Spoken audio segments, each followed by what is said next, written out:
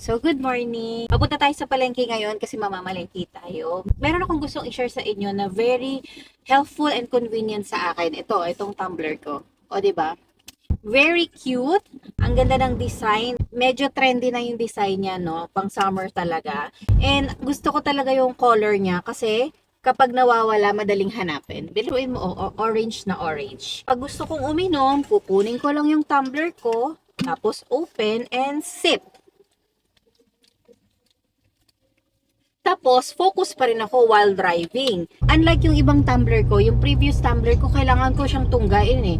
Kaya ang itsura ko nakaganon. Hindi ko halos makita yung daan habang umiinom. Kaya minsan, ayoko na lang uminom. So, itong tumbler ko, very useful siya. Kasi nga, pipindutin mo lang, tapos inom ka na.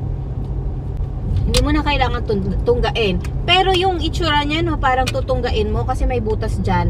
Pero hindi, yung isang bilog niya na maliit, may connection yan, may straw yan pababa. Kaya kahit hindi ka na tumungga, okay lang. Actually, itong butas na to, pwede mo rin tunggain. Yung malaking butas, pwede mong tunggain. So, dual purpose siya eh. Yung maliit naman is para sa sip. Kasi yun yung connected sa straw. So, yun lang. Very easy. And ang cute ng design. So, kung gusto nyo rin, highly tumbler po ito. Ito yung very trending na tumbler ngayon dito. And tumatagal talaga yung lamig niya. Ilagay ko na lang dyan yung link sa mga gusto din. Try muna ako.